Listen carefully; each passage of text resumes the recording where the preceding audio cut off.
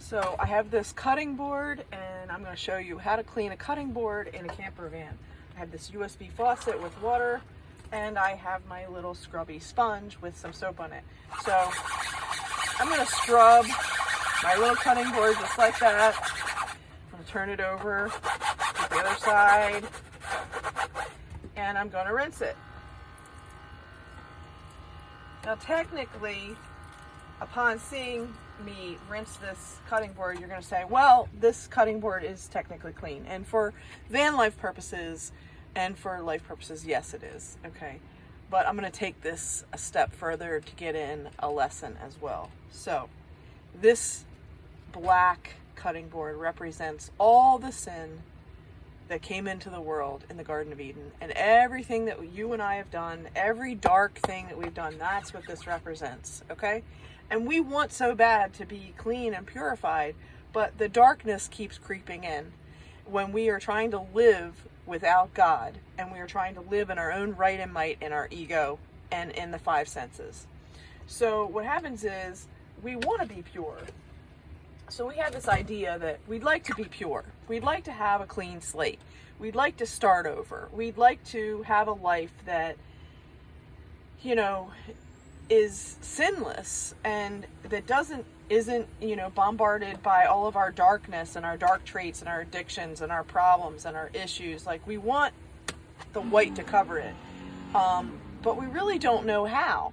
And again, we set our darkness to the side, and we get some more soap, and we scrub away, and we're trying to get rid of all the tiny blemishes and scratches, and we're trying to purify ourselves with rituals and cleanses, and we're trying to do things in our own right and might. Okay, and we do what we know how to do, and we attempt to do it on our own, but in the end there are still blemishes on here. There are still scars. There are still things that we can't seem to get rid of, no matter how hard we try. This darkness, it overpowers, and it still shows up on our slate because it's not really pure, clean the way that we want it to be. So what happens is God is merciful. And so God created his son, Jesus, as the real purity. And God said, God, the God of Israel, God Almighty, the maker of heaven and earth, he gave us Jesus, his son. Okay. And at the cross, Jesus was a perfect being. He didn't do anything wrong. He was without sin. And so essentially God's plan is that Jesus is going to cover our darkness and our sin. Okay. And he does that by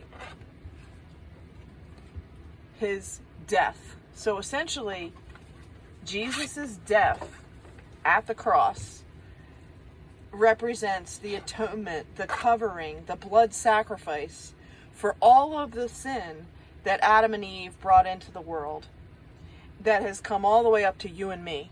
Okay? And so Jesus' sacrifice at the cross is that blood atonement, that perfect lamb sacrifice to cover all the darkness of our sin. Okay? When we believe in Jesus at the cross, when we believe in his burial, his resurrection, and the fact that he rules and reigns and sits at the right hand of the Father. So our darkness and sin gets covered by Jesus' blood, Jesus' sacrifice. Yeshua is his Hebrew name. Yeshua's sacrifice at the cross. And because of Yeshua's sacrifice at the cross, then we can become purified without spot or blemish, white as snow, because of Jesus' sacrifice. So his sacrifice makes us the pure, spotless bride, so that we can be in communion with Jesus and have a direct relationship with God the Father, because the sin is wiped out by the atonement of Jesus, and Jesus becomes the purity that we need to become the spotless bride. Okay, now without Jesus, without Jesus' atonement, we are left with our own deeds, all the things that we did to violate the Ten Commandments, God's statutes, anything that's written in the Bible that we have not complied with, that's not under God's protection.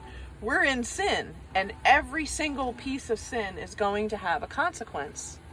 So, when we accept Jesus' sacrifice at the cross, his blood sacrifice for the atonement of all the sin that we created in our life, and Jesus covers us, and Jesus then becomes the bridge. Jesus becomes the bridge to God our Father, so that God our Father can now bless us, because Jesus is the atonement for all of our sins. Jesus covers all of our sins. And because of that, if we stay in God's commandments, if we learn by the Holy Spirit and receive the Holy Spirit that comes into our body, that transforms our mind, body, spirit, heart, soul, actions, everything, by the blood of Christ, then we have the opportunity to become the spotless bride. But we need to really live in that sacrifice, give up who we were previously, give up our ego and our identity and doing what we want to do selfishly, and so that we are living in the blood of Jesus, Yeshua, and we become that spotless bride by following the Ten Commandments, by loving one another, by teaching and preaching the gospel to other people, because that is what God designed us to do. So we get the purity when we are in belief of Jesus' sacrifice and atonement at the cross that covers all of our sins. The sins are wiped out because of Jesus.